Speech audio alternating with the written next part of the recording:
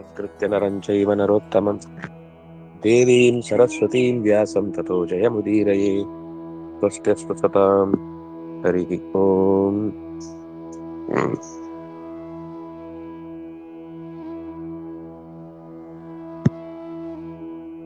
ಏತು ಸರ್ವಾಣಿ ಕರ್ಮಾಣಿ ಅಂತ ಹಿಂದೆ ಹೇಳಿದ ತನ್ಯಸ್ಯ ಅಸ್ಯ ಸುಖಂ ವಶಿ, ಭಗವಂತನಲ್ಲಿ ನಿವೇದನೆ ಮಾಡಿ ಸುಖಿಯಾಗಿರ್ತಾನೆ. ಯಾವುದಕ್ಕೂ ಅವನು ತುಂಬಾ ತಲೆ ಕೆಡುವಂತಹ ರೀತಿಯ ಪ್ರತಿಕ್ರಿಯೆಗಳಿಗೆ ಪ್ರತ್ಯುತ್ತರಗಳನ್ನು ನೀಡುವುದಕ್ಕೆ ಹೋಗುವುದಿಲ್ಲ. ಅಥವಾ ಕರ್ಮಗಳಲ್ಲಿ ಇದು ನನಗೆ ಲಾಭದಾಯಕವೋ ನಷ್ಟವೋ ಕರ್ತವ್ಯ ಅನ್ನೋದಾದ್ರೆ ಮಾಡಬೇಕಷ್ಟೇ ಅನ್ನುವ ಹಿನ್ನೆಲೆಯಲ್ಲಿ ಯೋಚಿಸ್ತಾನೆ ಅನ್ನುವ ಇಷ್ಟು ಅಂಶಗಳನ್ನು ನಾವು ನೋಡಿದ್ವಿ. ಅಂದ್ರೆ ಈಗ ಹಿಂದೆ ಹೇಳಿದ ಇಷ್ಟು ಶ್ಲೋಕಗಳು ಕೂಡ ಅಂತಹ ಸಾಧಕನೊಬ್ಬನ ಕರ್ತವ್ಯವಾಗಿರುತ್ತೆ ಅಂತ ನಿರೂಪಣೆ ಮಾಡಿದ್ರು. ಅಷ್ಟಾದ್ಮೇಲೆ ಮತ್ತೆ ಭಕ್ತಿಯ ಮಜಲುಗಳ ಮತ್ತೆರಡು ಮೂರು ಮಾತುಗಳು ಉಳಿದದ್ದು. ಒಟ್ಟು 20 ಶ್ಲೋಕ ಇರುದು ಈ ಅಧ್ಯಾಯದಲ್ಲಿ. ಆದ್ರೆ ಪ್ರತಿಯೊಂದು ಸಾಲು ಕೂಡ ಮತ್ತೆ ಒಂದ್ಸರ್ತಿ ಅದರ ವಿಶ್ಲೇಷಣೆಯನ್ನು ಮಾಡ್ತಾ ಹೋದ್ರೆ ಅದು ಅತ್ಯಂತ ಸುಂದರವಾದ ಲಕ್ಷಣವನ್ನ ನಮಗೆ ಪರಿಚಯಿಸುವಂಥದ್ದು. ಆದ್ರಿಂದ ಜೀವನದ ಪ್ರಧಾನವಾದ ಘಟ್ಟ ಅಂತಂದ್ರೆ ಯಾವಾಗ್ಲೂ ಕೂಡ ನಾವು ಎಲ್ಲ ಕರ್ಮ ಮಾಡಿದ್ಮೇಲೆ ಅದನ್ನ ಒಪ್ಪಿಸುವ ಬಗೆ. ಮಾಡಿದನ್ನು ಒಪ್ಪಿಸುವುದು ಅಂತ ಗೊತ್ತೇ ಇಲ್ಲದೆ ಇದ್ದಾಗ ಏನ್ ಮಾಡ್ಲಿಕ್ಕೆ ಆಗುದಿಲ್ಲ. ಗೊತ್ತಾದಾಗ ಯಾರಿಗೆ ಹೇಗೆ ಅನ್ನೋದು ಜಿಜ್ಞಾಸ್ಯವಾದ ವಿಷಯ. ಆದ್ರಿಂದಾಗಿ ಅದರ ಮುಖಗಳು ಇಲ್ಲಿ ನಮಗೆ ಪರಿಚಯ ಆಗ್ತಾ ಹೋಯ್ತು. ಸಮಶತ್ರೌ ಚ ಮಿತ್ರೇ ಚ ತಥಾ ಮಾನಾಪಮಾನಯೋ ಶೀತೋಷ್ಣ ದುಃಖೇಷು ತಥಾ ಸಮಸ್ಸಂಗ ವಿವರ್ಜಿತಃ. ಶತ್ರು ಮಿತ್ರೇ ಚ ಸಮಃ. ಶತ್ರುವನ್ನು ನೋಡಿದಾಗ್ಲೂ ಅವನ ಮನಸ್ಸು ಹದಗೆಡುವುದಿಲ್ಲ, ಮಿತ್ರನನ್ನ ಕಂಡಾಗಲೂ ಉಬ್ಬಿ ಒಡೆಯುವುದಿಲ್ಲ. ತಥಾ ಮಾನ ಅಪಮಾನಯೋ, ಯಾರೋ ಒಬ್ರು ನಮ್ಮನ್ನ ಅವಮಾನ ಮಾಡಿದ್ರು, ತುಂಬಾ ಅಸಹ್ಯ ಪಟ್ರು ನಮ್ಮ ಬಗ್ಗೆ, ಅಥವಾ ಇನ್ನೇನೇನೋ ತರದ ನಮ್ಮ ಜೀವನದ ವ್ಯತ್ಯಾಸಗಳನ್ನ ನಾವು ನೋಡುತ್ತೇವೆ. ಇದ್ಯಾವುದಕ್ಕೂ ತಲೆ ಕೆಡಿಸಿಕೊಳ್ಳುವುದಿಲ್ಲ. ಸಭೆಯಲ್ಲಿ ತುಂಬಾ ಗೌರವ ಕೊಟ್ಟು ಮಾತನಾಡಿಸಿ ನಮ್ಮ ದೇಶದ ಹೆಮ್ಮೆ ಅಂತನೂ ಒಂದ್ ಸಭೆಯಲ್ಲಿ ನಮಗೆ ಗೌರವ ಸಿಗಬಹುದು. ಇನ್ನೊಂದು ಕಡೆ ಟ್ರೋಲ್ ಮಾಡಿ, ಅವಮಾನ ಮಾಡಿ, ಅಥವಾ ಇನ್ನೇನೇನೋ ಒಂದು ರೀತಿಯಲ್ಲಿ ಹೀನವಾದ ಹೆಸರುಗಳಿಂದ ಅಥವಾ ಘಟನೆಗಳಿಂದ ನಮ್ಮನ್ನ ಹೀಯಾಳಿಸುವ ಪ್ರಯತ್ನಗಳು ನಡೆಯಬಹುದು. ಮಾನ ಅಪಮಾನ ಎರಡೂ ಇರುತ್ತೆ. ಮಾನ ಇದೆ ಅಂದ್ರೆ ಅಲ್ಲಿ ಅಪಮಾನ ಇದ್ದೇ ಇದೆ. ಮಾನ ಆಗ್ತಾ ಇದೆ ಅಂದ್ರೆ ಅದೊಂದ್ ದಿವಸ ಅಪಮಾನ ಆಗ್ಲಿಕ್ಕೆ ಕಾರಣನೇ ಅಂತ ಅರ್ಥ. ಕೇವಲ ನನಗೆ ಮಾನ ಮಾತ್ರ ಆಗ್ಬೇಕು, ಸಾಧ್ಯವೇ ಇಲ್ಲ. ಕೇವಲ ನನಗೆ ಸುಖ ಮಾತ್ರ ಆಗ್ಬೇಕು, ಅದು ಅನ್ಎಕ್ಸ್ಪೆಕ್ಟೆಡ್. ಅದು ಹಾಗೆ ನಾವು ನಮ್ಗೆ ಬೇಕಾದ ಹಾಗೆ ಯೋಚನೆ ಮಾಡ್ಲಿಕ್ಕೆ ಆಗುದಿಲ್ಲ ಅನ್ನೋದಾದ್ರೂ ಗೊತ್ತಿರ್ಬೇಕು.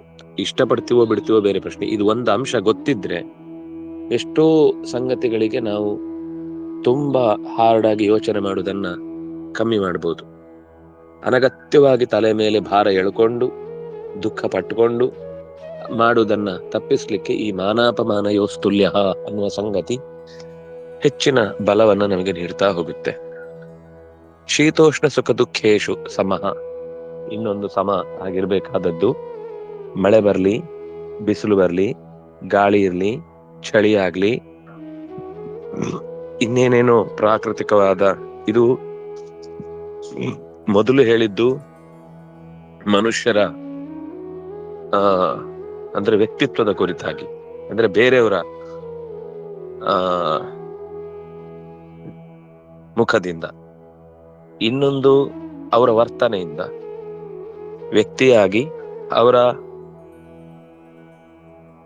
ಅವರಿಂದ ಆಗಬಹುದಾದ ತೊಂದರೆಗಳನ್ನ ಗಮನಿಸಿ. ಇನ್ನೊಂದು ಸಮಾಜ. ಇದು ಒಬ್ಬ ವ್ಯಕ್ತಿ, ಒಬ್ಬ ಮನುಷ್ಯ ಅಂತ ನಮಗೊಂದು ಪರ್ಟಿಕ್ಯುಲರ್ ಗೊತ್ತಿರುತ್ತೆ, ಶತ್ರು ಮಿತ್ರ ಅಂತ. ಇದು ಇಡೀ ಸಮಾಜವೇ ತಿರುಗಿ ಬೀಳ್ಬಹುದು. ಇನ್ನು ಕೆಲವೊಮ್ಮೆ ಸಮಾಜ ಪ್ರಕೃತಿ ಅಂದ್ರೆ ಸಮಾಜ ಮತ್ತೆ ಇದೆರಡೂ ಅಲ್ಲ, ಒಂದು ರೀತಿಯಲ್ಲಿ ಪ್ರಕೃತಿಯೇ. ಎಲ್ಲ ಸರಿ, ಒಳ್ಳೆಯವರಿದ್ದಾರೆ, ಮಿತ್ರರಿದ್ದಾರೆ, ಜನನು ಹೊಗಳ್ತಾ ಇದ್ದಾರೆ, ಎಲ್ಲ ಆದ್ರೂ ಪ್ರಾಕೃತಿಕವಾಗಿ ತುಂಬಾ ಹಿಂಸೆಯನ್ನು ಅನುಭವಿಸ್ತಾ ಇರ್ತಾನೆ. ಅವನಿಗೆ ಸೆಕೆ ತಡಿಲಿಕ್ಕೆ ಆಗುದಿಲ್ಲ, ಸಿಕ್ಕಾಪಟ್ಟೆ ಮೈ ಬೆವರು ಸಾಲೆ ಒಡೆದು ಗಾಯ ಆಗಿ ಅವನಿಗೆ ಇರ್ಲಿಕ್ಕೆ ಆಗುದಿಲ್ಲ ಆ ಒಳ್ಳೆಯವ್ರ ಜೊತೆಗೆ. ಎಲ್ಲ ಸರಿ ಇದ್ರು ಕೂಡ ನಮ್ಗೆ ಶಾರೀರಿಕವಾಗಿ ತುಂಬಾ ತೊಂದರೆ ಆಗ್ತಾ ಇದೆ ಪ್ರಕೃತಿಯಿಂದ. ಆಗ ಹೇಗೆ ನಾವು ಮುಂದೆ ಸ್ಟೆಪ್ ಇಡುದು? ಅದು ಒಂದು ರೀತಿಯ ತೊಂದರೆಗಳೇ ಆಗಿ ಉಳಿಯುತ್ತೆ. ಇದು ಋಷಿಗಳಿಗೆ ತುಂಬಾ ಈ ವಿಷಯದಲ್ಲಿ ಅವ್ರು ಗೆಲ್ಲುವ ದಾರಿ ಅಂದ್ರೆ ಅವರು ಜನರಿಂದ ದೂರ ಇರ್ತಾರೆ, ಅಂದ್ರೆ ಸಮಾಜದಿಂದ ದೂರ ಇರ್ತಾರೆ. ಒತ್ತಿಶಃ ಕೆಲವರು ಬೇರೆಯವ್ರ ಹತ್ರ ಯಾರ ಹತ್ರ ಮಾತಾಡ, ಯಾರೋ ಒಬ್ರಿಬ್ಬರ ಹತ್ರ ಮಾತ್ರ ಮಾತಾಡ್ತಿರ್ತಾರೆ. ಆದ್ರೆ ಆ ಒಬ್ರಿಬ್ಬರಿಂದಲೇನೆ ಅವರಿಗೆ ಸಮಾಜದಿಂದ ಏನೇನಾಗಬೇಕು ಅದೆಲ್ಲವೂ ಆಗ್ತಾ ಇರುತ್ತೆ. ಬೇರೆಯವರಿಂದ ಮರ್ಯಾದೆ ಹೋಗ್ತಾ ಇರಲಿಲ್ಲ, ತನ್ನವರಿಂದನೇ ಮರ್ಯಾದೆ ಹೋಗ್ತಾ ಇರುತ್ತೆ. ಹತ್ತಿರದವರು ಅಂತ ಯಾರನ್ನ ಅನ್ಕೊಂಡಿರ್ತಾರೋ ಅವರಿಂದಲೇನೆ ತೊಂದರೆ ಅನುಭವಿಸ್ತಾ ಇರ್ತಾರೆ. ಆದ್ರೆ ಅಂಥ ವ್ಯಕ್ತಿತ್ವಕ್ಕಿಂತ ಆಚೆಗೆ ಯೋಚಿಸ್ಬೇಕಾದದ್ದನ್ನ ಹೇಳ್ತಾ ತುಂಬಾ ಸಹಜವಾಗಿ ಶೀತ ಉಷ್ಣ ಸುಖ ದುಃಖ ಪ್ರಾಕೃತಿಕವಾದದ್ದು ಮತ್ತು ಮಾನಸಿಕವಾದದ್ದು. ಶೀತ ಉಷ್ಣ ಅನ್ನೋದು ಪ್ರಾಕೃತಿಕ, ಈ ಸುಖ ದುಃಖ ಅನ್ನೋದು ಪ್ರಾಕೃತಿಕ ಮತ್ತು ಸಾಮಾಜಿಕ ಎರಡು. ಅಂದ್ರೆ ಮಾನ ಅಪಮಾನ ಆಗುದೇ ತಪ್ಪಿಸ್ಲಿಕ್ಕೆ ಆಗುದಿಲ್ಲ, ಆದ್ರೆ ಆಗಿದ್ದನ್ನ ಹಚ್ಕೊಳ್ಬೇಕೋ ಬೇಡವೋ ಅನ್ನೋದು ನಮ್ ಕೈಯಲ್ಲಿದೆ. ಅವ್ರು ಮಾಡೇ ಮಾಡ್ತಾರೆ, ಹೊಗಳಿಯೇ ಹೊಗಳ್ತಾರೆ, ತೆಗಳಿಯೇ ತೆಗಳ್ತಾರೆ. ಅದನ್ನ ನಾವು ಹೇಗೆ ಸ್ವೀಕರಿಸ್ತೇವೆ? ನಾರಾಯಣ. ಸುಖ ದುಃಖ ಅದು ಶೀತ ಉಷ್ಣದಿಂದನೂ ಬರ್ಬೋದು. ಕೆಲವರಿಗೆ ಶೀತ ಖುಷಿ ಆಗುತ್ತೆ, ತುಂಬಾ ಚಳಿ ಇರ್ಬೇಕು ಅಂತ ಬಯಸ್ತಾರೆ, ಅವರ ದೇಹ ಪ್ರಕೃತಿ ಸೆಕೆ ಇರುತ್ತೆ. ಕೆಲವರು ಸೆಕೆಯನ್ನು ಬಯಸ್ತಾರೆ, ಯಾಕಂದ್ರೆ ಅವರ ಮೈ ಶೀತ ಪ್ರಕೃತಿ ಇರುತ್ತೆ. ಶೀತವನ್ನ ಒಪ್ಕೊಳ್ಳೋದೇ ಕಷ್ಟ ಆಗುತ್ತೆ. ಅದು ಆಗದೇ ಇದ್ದಾಗ ಅದರಿಂದ ಸುಖ ಅಥವಾ ದುಃಖ ಆಗ್ತಾ ಇರುತ್ತೆ. ಅಂದ್ರೆ ಈ ಅಂಶವನ್ನ ಪ್ರಾಕೃತಿಕವಾಗಿ ಆಗುವ ಸುಖ ದುಃಖ, ಮಾನಾಪಮಾನಗಳಿಂದ ಆಗುವ ಸುಖ ದುಃಖ, ಮಿತ್ರರು ಶತ್ರುಗಳು ಸಿಗುವುದರಿಂದ ಆಗುವ ಸುಖ ದುಃಖ, ಇದೆಲ್ಲವನ್ನೂ ಪರಿಗಣಿಸಿ ಗಮನಿಸಿದಾಗ ದುಃಖ ಸುಖಗಳನ್ನ ಹತೋಟಿಯಲ್ಲಿ ಇಟ್ಕೊಳ್ಳಿಕ್ಕೆ ಹೊರಗಡೆಯಿಂದ ಘಟನೆ ಆಗುವುದನ್ನು ತಡಿಲಿಕ್ಕೆ ಆಗುದೇ ಇಲ್ಲ. ಈಗ ಚಳಿ ಆಗುದನ್ನು ತಡಿಲಿಕ್ಕೆ ಆಗುತ್ತಾ? ಇಲ್ಲ. ಒಪ್ಕೊಳ್ಳೋದು, ಶರೀರಕ್ಕೆ ಅದಕ್ಕೆ ತಕ್ಕ ಹಾಗೆ ಆಗ್ಬೇಕಾದದ್ದಾಗತ್ತೆ, ಬಂದದ್ದೆಲ್ಲ ಬರಲಿ ಅಂತ. ಉಷ್ಣ, ಕೆಲವರಿಗೆ ಸೆಕೆ ಪ್ರದೇಶಗಳಲ್ಲಿ ಬದುಕು ತುಂಬಾ ಕಷ್ಟ ಆಗುತ್ತೆ, ಆದ್ರೆ ಬದುಕಿಡೀ ಅಲ್ಲೇ ಇರುತ್ತೆ. ಒಪ್ಕೊಳ್ಬೇಕು, ಸ್ವಲ್ಪ ದಿವಸ ಒಪ್ಕೊಂಡ್ಮೇಲೆ ದೇಹ ಅದಕ್ಕೆ ಸೆಟ್ ಆಗುತ್ತೆ, ತುಂಬಾ ಗಂಭೀರವಾಗಿ ಅದನ್ನ ತಗೊಂಡ್ರೆ. ಕೆಲವರಿಗೆ ಚಳಿ ಪ್ರದೇಶ ಹಾಗೆ. ಈ ನೀವು ಪ್ರಾಣಿ ಪಕ್ಷಿಗಳನ್ನು ಗಮನಿಸಿದ್ರೆ ಚಳಿ ಪ್ರದೇಶದ ಬೆಕ್ಕುಗಳಲ್ಲಿ ಅಥವಾ ಹಸುಗಳಲ್ಲಿ ಮೈ ತುಂಬಾ ಜಮರಿ ರೋಮ ಇರುತ್ತೆ. ಹಸುವಿನ ಲಕ್ಷಣದಲ್ಲಿ ಏನು ವ್ಯತ್ಯಾಸ ಇಲ್ಲ, ಸೇಮ್ ಟು ಸೇಮ್. ಆದ್ರೆ ಅದರ ದೈಹಿಕ ರಚನೆ ಒಂದೇ ಸರ್ತಿ ಅದಂತಂದ್ರೆ ಸಾಯುತ್ತೆ. ಆದ್ರೆ ಅದರ ಹತ್ತಿರದ ಊರುಗಳಿಗೆ ತಗೊಂಡೋಗಿ ನಿಧಾನಕ್ಕೆ ಅದರ ಒಳಗೆ ಪ್ರವೇಶ ಮಾಡಿದ್ರೆ ತನ್ನಿಂದ ತಾನೇ ಅದರ ಮೈ, ಮನುಷ್ಯ ತನಗೆ ಬೇಕಾದ ಪ್ರಾಕೃತಿಕ ರಕ್ಷಣೆಗೋಸ್ಕರ ಹೊರಗಿನಿಂದ ತುಂಬಾ ಅನುಕೂಲಗಳನ್ನು ಅವನು ಮಾಡ್ಕೊಳ್ಳಿಕ್ ಹೋಗ್ತಾ ಇದ್ದಾನೆ ಅನ್ನುವಾಗ ದೇಹ ತಾನು ತನ್ನ ಸಂರಚನೆಯನ್ನ ಸರಿ ಮಾಡ್ಕೊಳ್ಳೋದನ್ನು ಬಿಟ್ಬಿಡುತ್ತೆ. ಬಾಲ್ಯದಲ್ಲಿ ನಾವು ಮಳೆಗಾಲದಲ್ಲಿ ಓಡಾಡುವಾಗ ಕೊಡೆ ಬಗ್ಗೆ ಯೋಚನೆನೇ ಮಾಡ್ತಿರ್ಲಿಲ್ಲ, ಹಾಗಾಗಿ ಶೀತವೇ ಆಗ್ತಿರ್ಲಿಲ್ಲ. ಹಾಗೆ ಬೆಳೆದೆವು ಅಂತ ಅನ್ನಿಸಿದ ಮೇಲೆ ನಮಗೆ ನಮ್ಮ ಪ್ರತಿಷ್ಠೆ ಒದ್ದೆ ಆದಾಗ ಅದನ್ನ ಒಣಗಿಸ್ಲಿಕ್ಕೆ ಆಗುವ ಸಮಯ, ಬೇರೆ ಕೆಲಸಗಳ ಒತ್ತಡ ಕೊಡೆಯನ್ನು ಅನಿವಾರ್ಯವಾಗಿಸಿತು. ಕೊಡೆ ಹಿಡಿಯುವುದು ಶುರು ಮಾಡಿದ್ಮೇಲೆ, ಮಳೆ ಬೀಳುವುದು ತಪ್ಪಿತು ಅಂದ್ಮೇಲೆ ದೈಹಿಕ ರಚನೆಯಲ್ಲಿ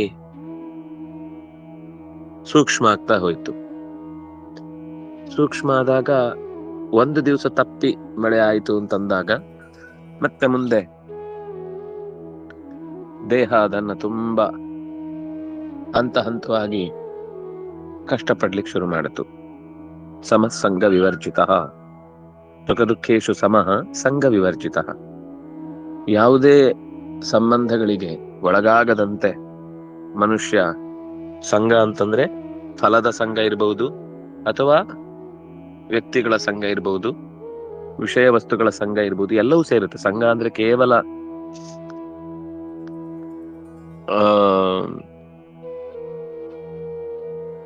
ವ್ಯಕ್ತಿಗಳ ಸಂಘ ಅಂತ ಮಾತ್ರ ಅಲ್ಲ, ಫಲದ ಸಂಘ ಎರಡೂ ಆಗತ್ತೆ. ಫಲ ಅಂತಂದ್ರೆ ಈಗ ಒಂದು ಕೆಲಸ ಮಾಡಿ ಆ ಕೆಲಸಕ್ಕಿಂತದ್ದೇ ಫಲ ಬೇಕು ಅನ್ನುವ ನಿರೀಕ್ಷೆಯಿಂದ ಕೆಲಸ ಮಾಡುವಂಥದ್ದು. ಆದ್ರೆ ಹಾಗಿಲ್ಲದೆ ವಿಷಯದಲ್ಲಿ ಆಸಕ್ತರಾದ್ರೂ ಕೂಡ ಸಾಕಾಗತ್ತೆ. ವಿಷಯದಲ್ಲಿ ಆಸಕ್ತನಾದ್ರೆ ಅವನಿಗೆ ಏನ್ ಹೊರಗಿನಿಂದ ವ್ಯಕ್ತಿಗಳು ತೊಂದರೆ ಮಾಡದೇ ಇದ್ರು, ಆ ವಸ್ತು ಒಂದು ದಿವಸ ಸಿಗದೆ ಇದ್ದಾಗ, ಸುಮ್ನೆ ಉದಾಹರಣೆಗೆ ಏನಾದ್ರೂ ಹುರಿದದ್ದನ್ನ ಕರೆದದ್ದನ್ನ ಸೇರಿಸಿ ಸಾರು ಬಿಸಿಬೇಳೆಬಾತು ಊಟ ಮಾಡೋದು ಅಭ್ಯಾಸ ಆಗಿ ಹೋಗಿದ್ರೆ, ಒಂದು ದಿವಸ ಅದಿಲ್ಲ ಅಂದ್ರೆ ತುಂಬಾ ಹಿಂಸೆ ಆಗ್ಲಿಕ್ಕೆ ಶುರುವಾಗುತ್ತೆ.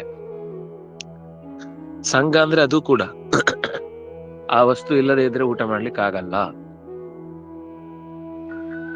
ನೂರಾರು ತರ ಇದೆ. ನಾನು ಇದೊಂದು ಸುಮ್ಮನೆ ಉದಾಹರಣೆ ಹೇಳಿದೆ, ಇದೊಂದು ಜಸ್ಟ್ ಎನ್ ಎಕ್ಸಾಂಪಲ್ ಅಷ್ಟೇ. ಒಬ್ಬೊಬ್ಬರಿಗೆ ಒಂದೊಂದ್ ತರದ್ದಿರುತ್ತೆ. ಕೆಲವರಿಗೆ ಒಳ್ಳೆ ಅಭ್ಯಾಸ ಇರುತ್ತೆ, ಕೆಲವರಿಗೆ ಸಾಮಾನ್ಯ ಅಭ್ಯಾಸ ಇರುತ್ತೆ, ಕೆಲವರಿಗೆ ಕೆಟ್ಟ ಅಭ್ಯಾಸ ಇರುತ್ತೆ. ಎಲ್ರಿಗೊಂದು ಅಭ್ಯಾಸ ಅಂತೂ ಇರುತ್ತೆ. ಅದು ಒಳ್ಳೆಯ ಅಭ್ಯಾಸಕ್ಕೆ ತೆಗೆದುಕೊಂಡು ಹೋದಾಗ ಆ ಚಟುವಟಿಕೆಗಳಲ್ಲಿ ನಮಗೆ ಬಲ ಸಿಗುತ್ತೆ. ಹೆಚ್ಚು ಹೆಚ್ಚು ಆಸಕ್ತವಾಗಿ ನಮ್ಮ ಕಾರ್ಯಭಾರಗಳಲ್ಲಿ ತೊಡಗುವುದು ಸಾಧ್ಯವಾಗುತ್ತೆ. ಇಲ್ಲದೆ ಹೋದಾಗ ನಾವು ನಮ್ಮ ದಾರಿಯನ್ನ ಕಳ್ಕೊಳ್ಳೋದು ಶುರುವಾಗುತ್ತೆ. ಸಂಘ ವಿವರ್ಜಿತ ಆಯ್ತು. ತುಲ್ಯನಿಂದ ಸ್ತುತಿರ್ಮೌನಿ. ನಿಂದ ಮತ್ತು ಸ್ತುತಿ ಎರಡರಲ್ಲೂ ಬೈದ್ರೆ ಅದನ್ನು ತಗೊಳ್ಬೇಕು. ಬೈತಾರೆ, ಅವ್ರಿಗೆ ಕೋಪ ಬಂದಾಗ ಬೈಬೇಕಾದದ್ದು ಅವ್ರ ಧರ್ಮ. ಅದನ್ನ ಕೇಳಿಸಿಕೊಂಡು ನಮಗೆ ಬೈದಾಗ ಅವ್ರು ಬೈದದ್ದು ಕೇವಲ ಅವರ ನೋವಿನ ಹಿನ್ನೆಲೆಯನ್ನ ಮಾತ್ರ. ಇದು ರಾಮಾಯಣ ನಮಗೆ ಕೊಡುವ ಪಾಠ. ಸೀತೆ ತುಂಬಾ ಕಟುವಾಗಿ ಲಕ್ಷ್ಮಣನನ್ನ ಬೈತಾಳೆ, ರಾಮನನ್ನ ಕರ್ಕೊಂಡು ಬಾ ಅಂತ ಹೇಳುವ ಸಂದರ್ಭದಲ್ಲಿ, ಮಾರೀಚನ ಸಾವಿನ ಹೊತ್ತಿಗೆ. ಆಗ ಲಕ್ಷ್ಮಣ ಯೋಚಿಸುವುದಿಷ್ಟೇ, ರಾಮನ ಮೇಲಿನ ಅತಿಯಾದ ಪ್ರೀತಿ, ಅದಕ್ಕಾಗಿ ತಾನು ಸಹಕಾರ ಕೊಡದೇ ಇರುವ ರೀತಿ ಕೆರಳಿಸಿತು ಅವಳನ್ನ.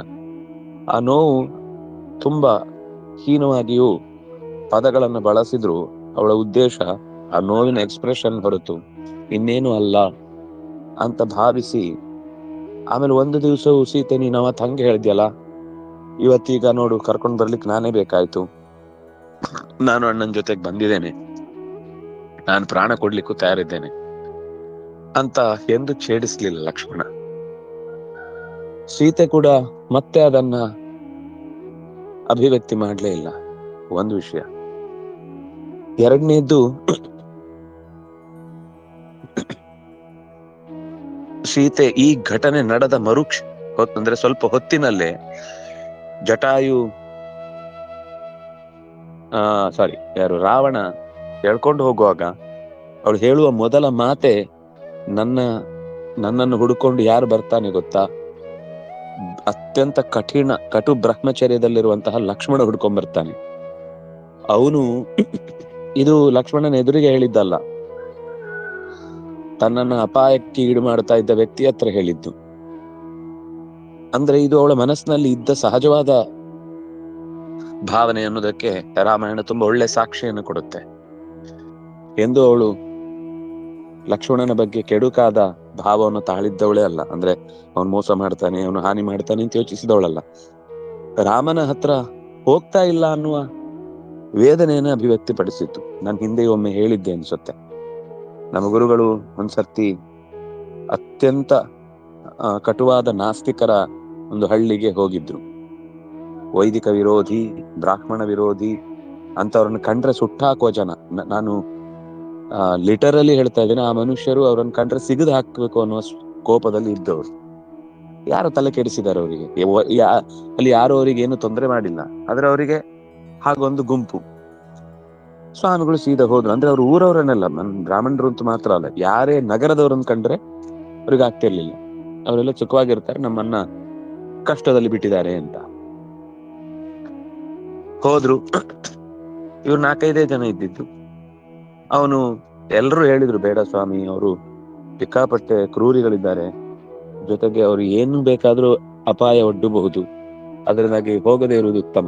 ಅಯ್ಯ, ಸ್ವಾಮಿಗಳು ಹೇಳಿದ್ರು, ನನ್ನ ಕರ್ತವ್ಯ ಮಾಡ್ತಾ ಇದ್ದೇನೆ, ನಾನು ಅವ್ರ ಹತ್ರ ಏನ್ ಜಗಳ ಆಡ್ಲಿಕ್ಕೆ ಹೋಗ್ತಿಲ್ಲ.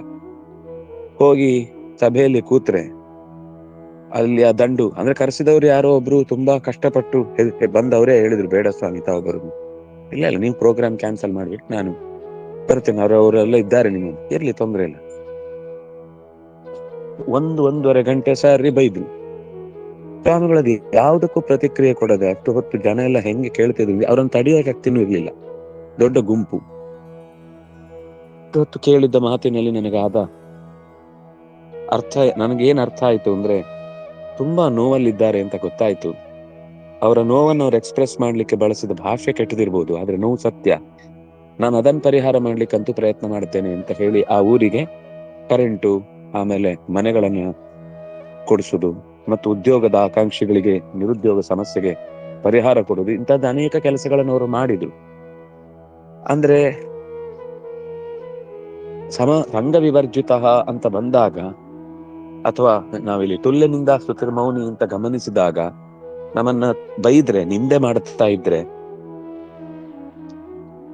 ಅದರಲ್ಲಿ ತುಂಬಾ ನಾವು ಘಾಸಿಗೊಳಗಾಗುವಂತಹ ಪ್ರಶ್ನೆ ಬರಲೇಬಾರದು. ಅದನ್ನ ಸಹಿಸ್ಕೊಳ್ತಾನೆ ಒಬ್ಬ ಸಾಧಕನಾದವನು. ಭಕ್ತಿ ಮಾನ್ ಮೌನಿ, ಮೌನ ಉಳ್ಳವ. ತುಲ್ಯನಿಂದ ಸ್ತುತಿರ್ಮೌನಿ. ಮೌನ ಅಂದ್ರೆ ಮನನ, ನಿರಂತರವಾದ ಮನನಶೀಲ, ಅಧ್ಯಯನ ಮಾಡಿದ್ದನ್ನ ಮತ್ತೆ ಮತ್ತೆ ನೆನಪಿಸಿಕೊಳ್ಳುವಂತಹ ಸ್ವಭಾವದವನು. ಸಂತುಷ್ಟ ಏನ ಕೇನಚಿತ್. ಒಂದ್ ದಿವ್ಸ ಬರಿಗಾಲಲ್ಲಿ ನಡ್ಕೊಂಡು ಹೋಗ್ಬೇಕಾಗತ್ತೆ, ಚಪ್ಲಿ ಕಳೆದು ಹೋಗುತ್ತೆ, ನಡಿಬೇಕು. ಅಂತ ಕೂಗ್ತಾ ಕೂತ್ರೆ ಏನು ಉಪಯೋಗ ಇಲ್ಲ. ಒಂದ್ ದಿವ್ಸ ಯಾರೋ ಮೇನೆಯಲ್ಲಿ ಕರ್ಕೊಂಡು ಹೋಗ್ತಾರೆ, ಕಾರಲ್ಲಿ ಕರ್ಕೊಂಡು ಹೋಗ್ತಾರೆ, ಆಗ ಕಾರಲ್ಲಿ ಹೋಗ್ಬೇಕು. ಇವತ್ತು ಕಾರಲ್ಲಿ ಹೋಗೋ ಯೋಗ ಇದ್ರೆ ಕಾರ್ ಸಿಗುತ್ತೆ, ಇಲ್ಲ ತುಳುವಲ್ಲಿ ಕಾರು ಅಂದ್ರೆ ಕಾಲು ಅಂತ ಅರ್ಥ. ಕಾಲಲ್ಲಿ ಹೋಗೋ ಯೋಗ ಇದ್ರೆ ಕಾಲಲ್ಲಿ ಹೋಗುವಂತದ್ದೇ ಸಿಗುತ್ತೆ. ಅದಕ್ಕೆ ತಲೆ ಕೆಡಿಸುವಂತ ಕ್ರಮ ಇಲ್ಲ. ಸಂತುಷ್ಟ ಏನ ಕೇನಚಿತ್.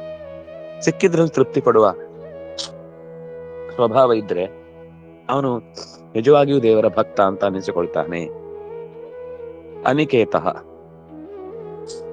ತನಗೆ ಅಂತ ಒಂದು ಮನೆಯನ್ನ ಕಟ್ಟಿಕೊಳ್ಳುವ, ಮನೆ ಇರಬಾರ್ದು ನಾನು ಹೇಳ್ತಿಲ್ಲ, ಮನೆ ಇದ್ರೆ ಸಹಜವಾಗಿ ಒದಗಿ ಬಂದದ್ದು, ಅಥವಾ ಅದಕ್ಕೋಸ್ಕರ ಅದನ್ನ ತ್ಯಾಗ ಮಾಡಬೇಕು ಅಂತ ಅರ್ಥ ಅಲ್ಲ. ಆದ್ರೆ ಗೃಹೇ ಅತಿಥಿವದ್ವಸಿತ್, ನಾವು ಇನ್ನೊಬ್ಬರ ಮನೆಯಲ್ಲಿದ್ದಾಗ ಹೇಗೆ ಆ ವಸ್ತುವಿನ ಮೇಲೆ ಅಭಿಮಾನ ಇಲ್ಲದೆ ಹೊರಡುವಾಗ ಅಷ್ಟೇ ನಿರ್ಭಾವಕವಾಗಿ ಹೊರಡುತ್ತೇವೋ, ಹಾಗೆ ಈ ಮನೆಯ ಬಗ್ಗೆಯೂ ನಮ್ಗೆ ಅಷ್ಟೇ ಭಾವನೆ ಇರಬೇಕು. ಯಾಕಂದ್ರೆ ಅದನ್ನೇನು ಹೊತ್ಕೊಂಡು ಹೋಗ್ಲಿಕ್ಕೆ ಆಗುವಂತದ್ದು ಅಲ್ವೇ ಅಲ್ಲ.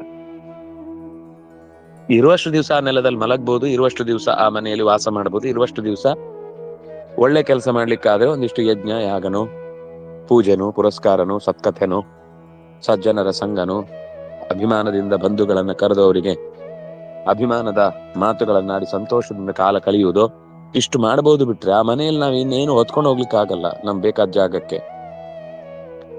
ಅಂದಾಗೆ ಅನಿಕೇತ. ಇನ್ನೊಂದು ಅನಿಕೇತ ಅಂದ್ರೆ ತುಂಬಾ ಚಂದದ ಮಾತು. ಅನಿ ಅಂದ್ರೆ ಪ್ರಾಣ, ಅನಿಕೇತ ಅಂದ್ರೆ ಪ್ರಾಣನನ್ನೇ ತನ್ನ ಸಾಧನೆಯ ಧ್ವಜವನ್ನಾಗಿಸಿ ಕೊಂಡವನು ಅಂತ ಅರ್ಥ. ಅನಿಕೇತ ಅನಿ ಪ್ರಾಣನ ಭಕ್ತನಾಗಿ, ಕೇತ ಕೇತ ಅಂದ್ರೆ ಧ್ವಜ ಅಥವಾ ಸಾಧನೆಯ ದಾರಿಗೆ ಬೇಕಾದದ್ದು. ಅಥವಾ ಇನ್ನೊಂದು ಅರ್ಥದಲ್ಲಿ ಅನಿಕೇತ ಅಂತಂದ್ರೆ ಮನೆ ಇಲ್ಲದೆ ಇರುವಂತದ್ದು ಅಂತ. ಸ್ಥಿರಮತಿ, ಸ್ಥಿರಮತಿ ನಿರ್ಧಾರದ ದಾರಿಯಲ್ಲಿ ಸಾಗುವವನು, ನಿರ್ಧಾರ ಮಾಡಿಕೊಂಡೇ ಬದುಕುವವನು. ಭಕ್ತಿಮಾನ್ ಮೇ ಪ್ರಿಯೋನರ, ಭಕ್ತಿಮಾನ್ ಇಂಥವನು ನನಗೆ ಅತ್ಯಂತ ಪ್ರಿಯನಾಗ್ತಾನೆ ಅನ್ನುವ ಇಷ್ಟು ಮಾತುಗಳನ್ನ ಈ ಹಿನ್ನೆಲೆಯಲ್ಲಿ ನಾವು ನೋಡಿದ್ವಿ. ಇನ್ನಷ್ಟು ಸಂಗತಿಗಳನ್ನ ಮತ್ತೆ ನಾವು ನಾಳೆಯ ಚಿಂತನೆಯಲ್ಲಿ ಅನುಸಂಧಾನ ಮಾಡೋಣ ಅಂತ ಹೇಳ್ತಾ ಶ್ರೀಕೃಷ್ಣಾರ್ಪಣಮಸ್ತು.